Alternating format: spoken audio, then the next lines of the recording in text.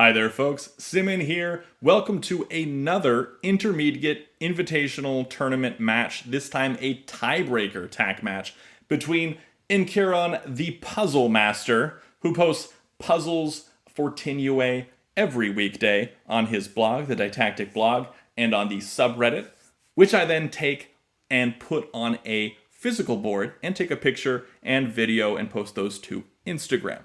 And then he's facing off against gowellja, who has done some excellent play in this tournament and in previous tournaments as well.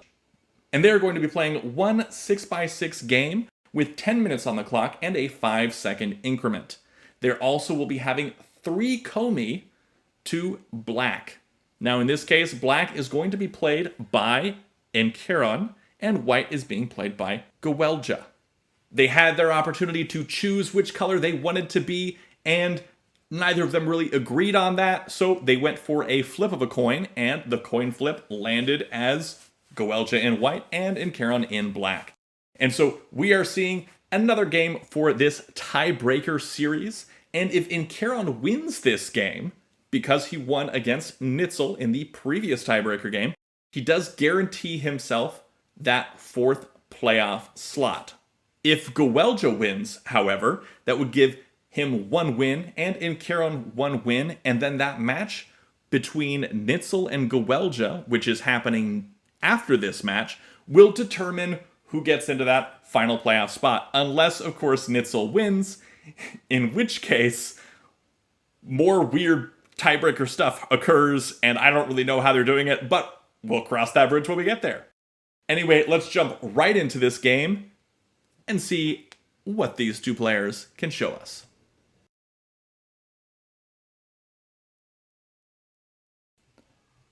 And here we go with this tiebreaker game between gowellja and nqeron. Gowellja in white, nqeron in black.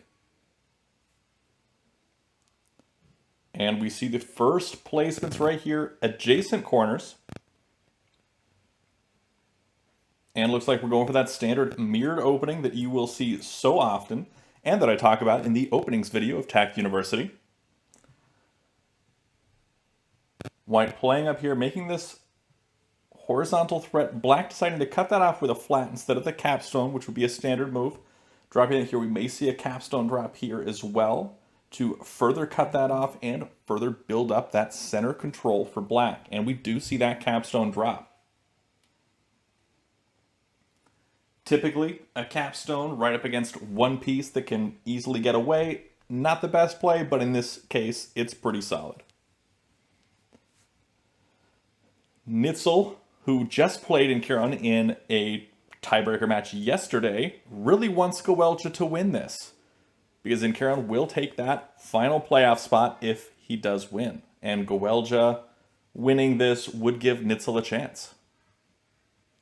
And white makes that first tak threat, and black immediately captures up with that capstone, separating those pieces, really cutting off all of that horizontal threat. Really expected white to build around these pieces and start going for the different direction for that vertical threat after black basically had it set up to cut off that horizontal one. So now we're seeing white build here to kind of keep black from building straight across, but black can start building down here at C1 or up here at C5 or even over here at D5. Does go for that C1, able to bring that capstone over and start going for that vertical thread.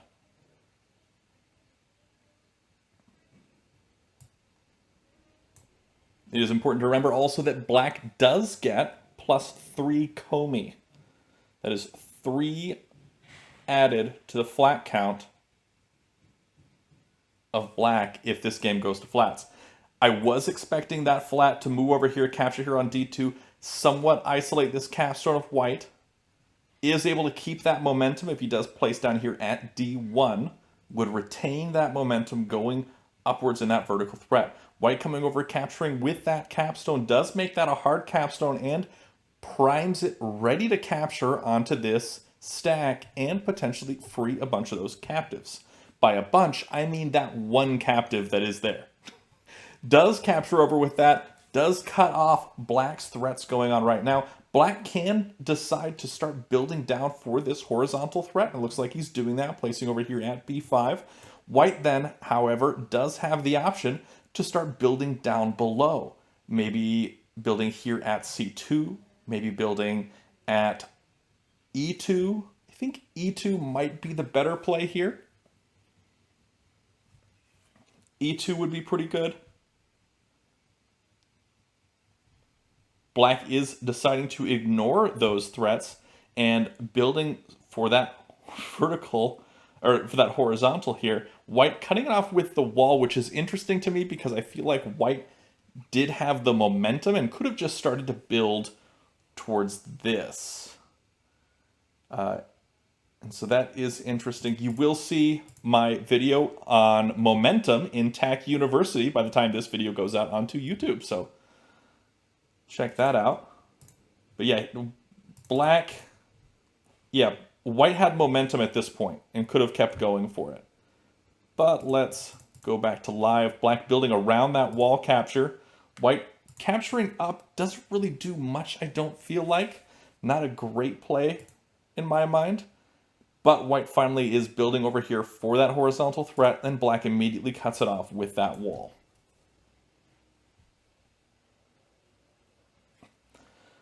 All right, so we see that b2 placement from white. Ready to continue that threat down here to the left, either building at a2, which is probably the better placement, or at b1. a2 is the better placement, likely because c1 can come across and capture onto b1, whereas the only response to a2 would be to actually bring this capstone stack or this flat stack and capture over here onto e3. So black's going to have to figure something out here on the next turn to cut this horizontal threat off. White does have the momentum here. So black cannot defend by making attacks. So does decide to drop a wall here. Solid play because this allows the wall to come over and capture onto e2 and basically cut off everything that white's building. Now, white's in kind of a tricky position here because now, okay, so this is attack threat. Black immediately captures over with that wall.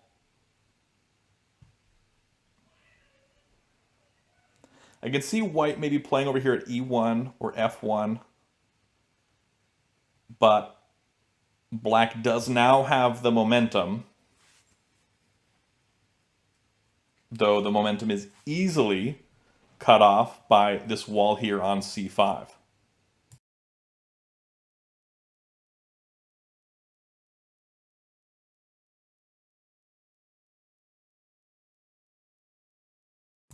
All right, does decide to play for that e1, making that offensive move, trying to build for that threat yet again. Could be building for this horizontal or deciding to build up here at f4, continuing to build up that direction, and then able to smash that wall here onto e2 for the road. So that's a long game. I would say that playing here at f4 would actually be a really good play because it could be seen as a defensive move to cut off black's horizontal threat, while at the same time building for that vertical threat as well. So I really like that move, going up, placing at f4 here for white.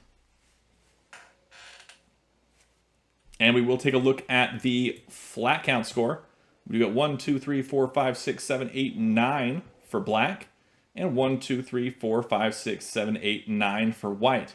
However, remember black does have a 3 komi, meaning +3 to that score, so it's 12-9 in favor of black. If this does, in fact, go for a flat game. White plays down here at f1 instead of f4. Black playing at f4, already making that tag threat.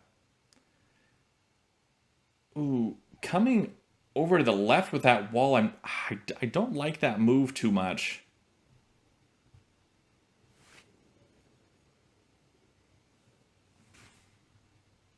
I expected to see the wall self-capture down here onto c4 instead. But we are seeing now this threat renewed for black.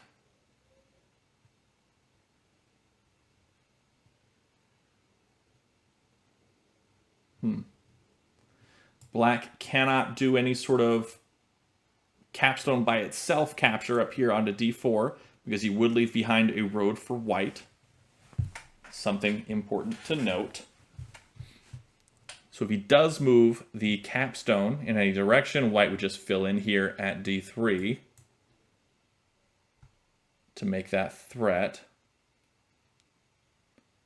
Although black likely wants to smash that wall and regain those captives, liberate those, have them underneath the capstone, especially for such a strong position.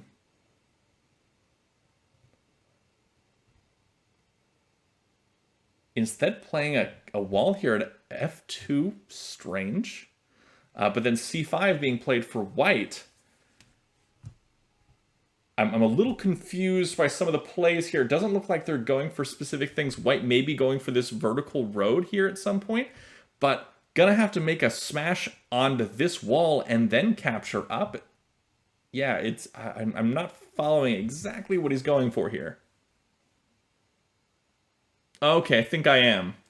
So now that this is here, white can smash onto c2. And if white smashes at c2, that is a vertical threat and a horizontal threat at the same time, because this capstone being here is able to move up to c3 to connect this road, which is pretty obvious, but this capstone smashing this leaves behind this double stack here, and that would connect here, and then this double stack moves down onto d1 to connect here at f1 for the horizontal threat.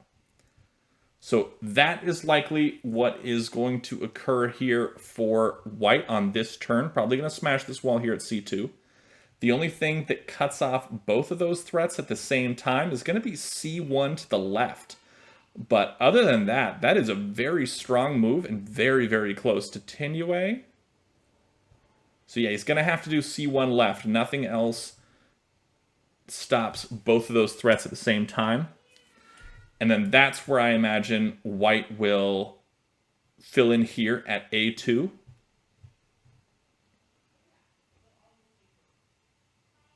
There it goes. Now 2b1 plus. I think that's all he's got. I think all he's got is 2b1 plus. And this is where it's no longer going to be a Tinue, because if he wants to continue this horizontal threat, he's got to bring b3 down. So b3 down would stop that, would continue that horizontal threat.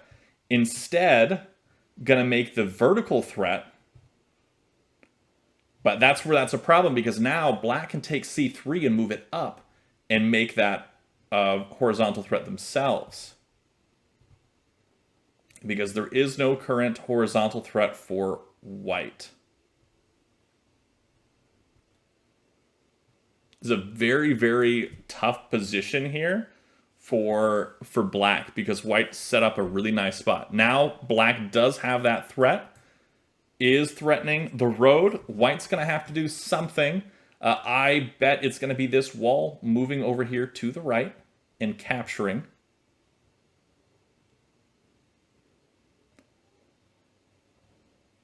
That would stop it immediately. We may see after that point b5 move to the right and capture here for a very sneaky throw with this stack, throwing it up and landing here at b5 to complete the road.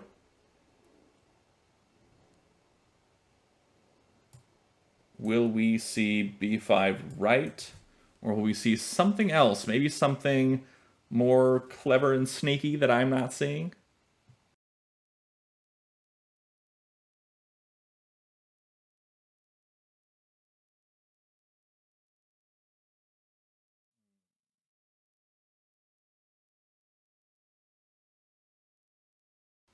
This is a really tough spot for black. A really tough spot for black. I feel like making these threats and continuing to force white to respond to them in some way is the best way to go about this. Mainly to save time. Okay, does decide to drop that wall here to fend off White's attacks on the bottom. Walls, good play for White, very safe. Definitely something that needed to come at some point, and now is as good a time as any. Because definitely needs to shut down this area of White, because White was very, very close to Tinue. And there were only, like I said, in a couple of these instances, there was only one move that Black could have made that would have stopped all of the different threats that White was making. So now that that wall is there, there are a number of things that Black can start to work on. White does make that capture down. This is a attack threat for White. This is where I expect that wall to come down here onto F1. I was just pointing that out. So that wall comes down onto F1. That is going to cut that threat off. There's no more horizontal threats that White can make at this point, because those two walls are cutting off both of those anchor points. So now White is going to have to focus entirely on a vertical threat. Now, White could decide to throw this capstone up and smash onto C4. I feel like that would be a pretty strong position. Would that be a threat? We have to make the count here. So if it's 1, 2, 3, 4, 5, 6, it would be a threat, but decides to not go for that. Instead, making not a threat, but is making this capture onto this stack to get some of those flats. So able to recover some of these captives now underneath that capstone in a safe position. Let's take a look at what the flat count is right now. We got 1, 2, 3, 4, 5, 6, 7, 8, 9, 10, 11 for White. 1, 2, 3, 4, 5, 6, 7, 8 plus 3. So 9, 10, 11. So at 11, 11, it looks like, tied up in terms of flats. Black gonna move that whole stack that he was holding on to over to the left, ready to smash this stack. But White can just place here at D3 to renew that tack threat. And that could be a little sneaky. And D3, the reason for D3 is because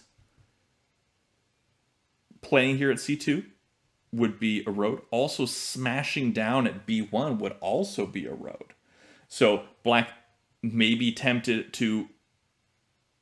Oh, instead White playing over here at A3 so that if Black makes the smash, it's a road for White already. Black now filling in, ready to make that smash. Now it doesn't matter. White goes up, makes that threat, makes that road. Excellent play. Black was too focused on their own offensive to see that. Playing down here at A3, makes that connection, able to take this whole stack and toss it up there in that spread to make the connection vertically. But Black misses it, thinks, okay, it's just for the block.